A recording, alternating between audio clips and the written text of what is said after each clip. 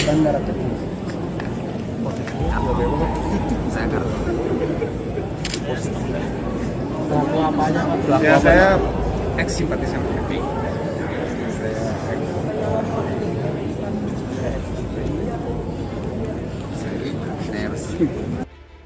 Ngeri, muncul baliho Anies didukung khilafah, jejak nyata ex-Napiter, HTI FPI deklarasi dukung Anies, kadrun radikal kumpul lagi, bahaya nyata NKRI dan Pancasila.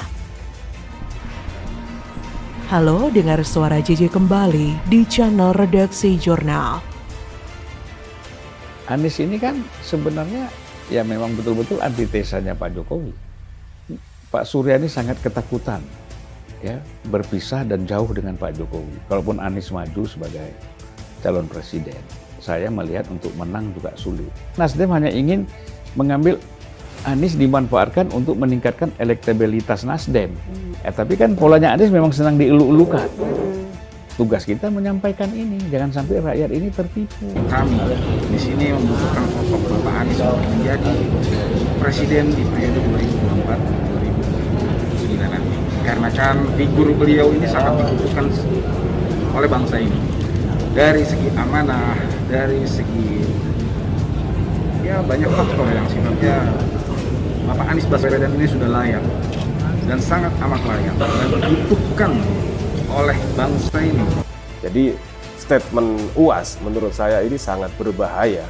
Jadi banyak sekali sekarang di sekitar kita orasi-orasi keagamaan itu tidak semuanya menyebutkan Anies pada suatu pertebaran karena memang kelompok khilafah ini kalau saya sebut mereka bukan agamawan. Mereka orang-orang yang haus kekuasaan, politisi, menggunakan ya? agama sebagai kedok, pemberontak yang atas nama agama. Beberapa hari lalu, dalam sebuah wawancara eksklusif dengan Mbak Mary Riana, Pak Anies ditanya, apakah kalau dia jadi presiden, ormas radikal yang kini sudah menjadi ormas terlarang yaitu FPI dan HTI akan dihidupkan kembali.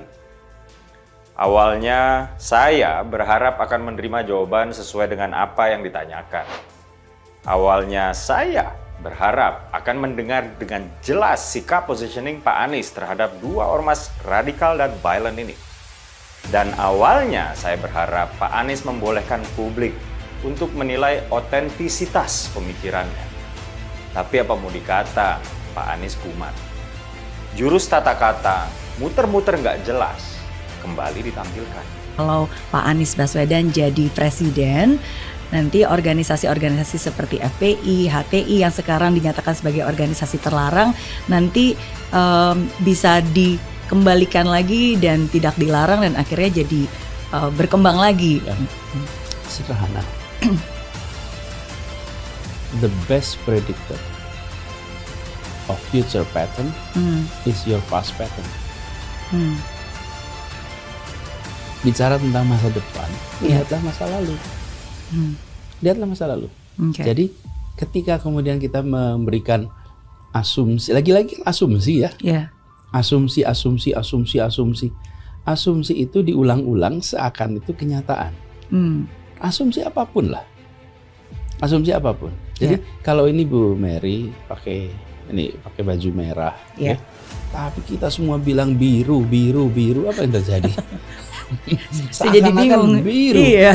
Politisi PSI Ade Armando mengunggah sebuah foto di akun Twitternya menampakkan baliho bergambar Anies dengan narasi dukung khilafah yang mana menurut Ade, baliho tersebut sudah muncul di mana-mana. Menurut Ade, hal demikian mengkhawatirkan, maka dari itu ia memberikan saran kepada Nasdem dan juga PKB yang kini resmi mendukung Anies di Pilpres 2024. Baliho dengan narasi serupa bukan pertama kalinya. Anies memang kerap dihubung-hubungkan dengan narasi semacam itu. Sebelumnya, sempat muncul baliho serupa di Terminal Kedubanen, Kecamatan Pandeglang, Kabupaten Pandeglang. Spanduk berlatar putih itu menyertakan logo Hizbut Tahrir Indonesia atau HTI yang bertuliskan dukung Anies tegakkan khilafah di Banten. HTI sudah resmi dibubarkan dan dilarang di Indonesia sejak 19 Juli 2017 lalu. Tapi masih ada yang suka menggunakan nama ormas ini untuk kepentingan politik. Benarkah keberadaan spanduk bergambar bendera HTI dan mendukung Anies menegakkan khilafah di Banten sudah terpasang selama 2 hari di Kabupaten Pandeglang? Warga sekitar pun tidak tahu siapa yang memasang spanduk itu. Siapa orang yang memasang tidak ada yang tahu persis. Siapapun yang memasang spanduk penegakan khilafah seperti itu memang harus diringkus. Rekam jejak Anies dekat dengan kubu sebelah, penegak khilafah dan kadrun pengacau memang tak bisa dihindarkan. Banyak bukti yang memperlihatkan jika Anies dekat dengan kelompok pengusung khilafah dan napiter. Bahkan dukungan kepada mantan gubernur Jakarta itu sebagai Capres 2024 kembali mengalir. Ratusan orang pengusung khilafah dan mantan narapidana pengacauan mengatasnamakan majelis sang presiden dan mengarahkan dukungannya kepada Anies. Dukungan deklarasi ini turut dihadiri beberapa tokoh yang mengaku berasal dari organisasi terlarang seperti FPI dan HTI, serta mantan napiter. Mereka secara terbuka memberikan dukungan kepada Anies Baswedan. Selain Habib Alif Akbar bin Abdurrahman Al-Yamani, turut pula hadir Ustadz Syahroni, Habib Ali Zainal Abidin Assegaf. Kemudian Zainal Abidin mengaku dari mantan HTI, Ustadz Wandi Supandi dan Kartono dari mantan napiter. Wow, ngeri sekali. Mereka bergerak menggelar deklarasi ini karena melihat kinerja Anies sebagai gubernur Jakarta. Namun ketika acara deklarasi dimulai, terjadi ketegangan antara panitia dengan tamu yang hadir. Pantauan dari laman merdeka.com terlihat 2 orang panitia yang meminta untuk 4 bendera diturunkan. 4 bendera yang bertuliskan kalimat tauhid yang dipasang di atas panggung berdampingan dengan bendera merah putih diminta untuk diturunkan. Khawatir dianggap sebagai bendera organisasi terlarang Hizbut Tahrir Indonesia yang selama ini kita kenal. Tapi apa sih bedanya? Sama kan? Adapun ketegangan itu terjadi ketika acara baru selesai menyanyikan lagu Indonesia Raya. Kemudian ketika hendak berlanjut ke sesi pembacaan doa, terjadilah ketegangan itu. Jadi memang pengusungan khilafah akan terus dilakukan dan ada selama orang-orang semacam ex-HTI, FPI, dan napiter itu ada di Indonesia dan diam-diam tetap melanjutkan gerakannya, lalu kemudian malah deklarasi mendukung Anies Baswedan. Dari dulu sampai sekarang jualannya khilafah melulu. Modal begini sudah basi, di mana nanti akan ada yang teriak ini adalah ulah buzzer RP yang benci dengan Anies, yang ingin Anies jatuh, yang ingin Anies jelek namanya. Mereka bilang sejak Anies memimpin, tak ada khilafah berkembang. Inilah yang dijadikan mereka sebagai alasan, lalu menganggap spanduk itu sebagai fitnah keji kepada Anies. Siapa menuduh siapa, ini adalah spesialisasi kelompok sebelah. Jadi, bagaimana menurut Anda?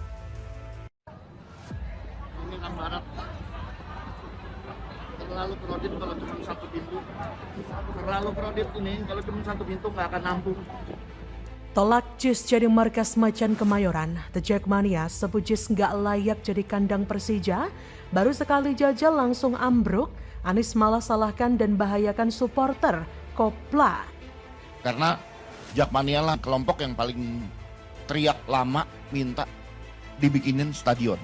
Nah sekarang tiba-tiba Pak Anies bangunin stadion. Tapi ketika kita launching gitu, disitulah kita menemukan beberapa hal yang ternyata belum dilengkapin. Misalnya gitu, akses masuk, kita nih penonton bola yang paling ngerasain. Pada saat launching, akses masuk yang dibuka hanya Ram Barat. Padahal ada Ram Timur. Kita nggak tahu kenapa Ram Timur waktu itu nggak dibuka. Halo, selamat datang di channel Redaksi Jurnal bersama JJ.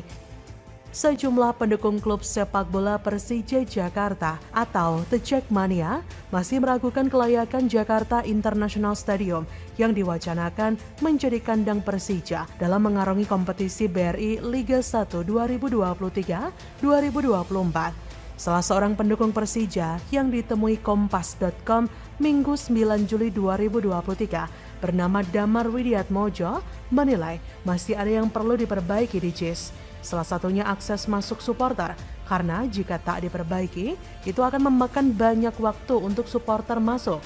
Damar khawatir, minimnya akses keluar masuk di sana akan membuat supporter kesulitan. Terlebih kapasitas di stadion tersebut terbilang besar dan mampu menampung puluhan ribu orang. Belum lagi jika terjadi hal-hal yang tidak diinginkan, seperti tragedi Kanjuruhan misalnya. Ditambah menurut Damar, fasilitas di dalam stadion juga masih kurang oke dari segi pagar yang begitu rapuh. Beda dibandingkan dengan stadion utama Gelora Bung Karno atau GBK.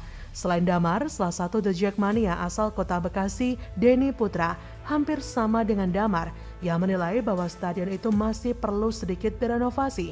Menurutnya, renovasi patut dilakukan pada sarana dan prasarana yang mendukung stadion tersebut. Salah satunya adalah akses pintu masuk dan keluar. Bahkan dari salah satu politisi, Arya Sinulinga, mengunggah bukti bahwa pintu masuk Stadion JIS harus direnovasi. Bahkan dalam video yang ia unggah di akun Twitter pribadinya, Arya Sinulinga memperlihatkan para supporter Jakmania sangat kesulitan ketika mau masuk stadion, bahkan sampai desak-desakan.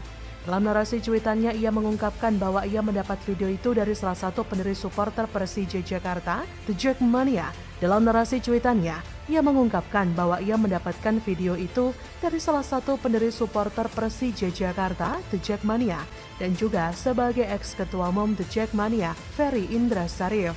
Jadi memang JIS ini perlu direnovasi, akses masuk yang hanya satu pintu, akses parkir yang belum ada, menjadikan JIS belum layak dijadikan markas Persija Jakarta. Bahkan, The Jakmania sendiri pun mengakuinya. Sebagai informasi, PJ Gubernur DKI Jakarta Heru Budi Hartono sebelumnya memberi sinyal bakal menjadikan JIS sebagai kandang klub sepak bola Persija. Kemungkinan itu dibahas Heru dalam pertemuan terbatas dengan manajemen Persija Jumat 7 Juli di Balai Kota Jakarta. Meski begitu, Heru tidak secara tegas memberikan lampu hijau kepada tim berjuluk Macan Kemayoran untuk menjadikan JIS sebagai kandang. Heru hanya mengatakan jika pemerintah Provinsi Jakarta siap mendukung dan mendorong kemajuan Persija. Dari sini kita bisa melihat betapa lucunya Anies yang katanya cerdas, berwawasan, pintar, yang menurut Dr. Tifa sangat sulit dipahami rakyat yang rata-rata ber-IQ 78. Tapi membangun satu stadion saja masih meninggalkan banyak masalah. Pokoknya asal jadi, bisa dipamerkan dan dibanggakan. Betapa malunya Anies saat ini di mana JIS mau dipakai tapi tidak layak sehingga lagi-lagi pemerintah pusat harus turun tangan, renovasi lagi, sesuai standar pula. Artinya selama ini masih belum sesuai standar ya. Terlebih Jakmania sendiri mengakui keburukan dan bahayanya JIS jika digunakan untuk markas Persija Jakarta, yang mana bukan hanya membahayakan para pemain tapi juga supporternya. Dari sinilah Anies akan mau membuktikan pada dunia bahwa kualitas dirinya masih tidak sesuai standar yang layak. Ya iyalah, sumber resapan aja udah bisa jadi bukti toh. Melakukan apapun jarang tuntas dan akhirnya harus diselesaikan pemerintah pusat. Menjijikkan, gitu kok bisa kerja. Bagaimana menurut Anda?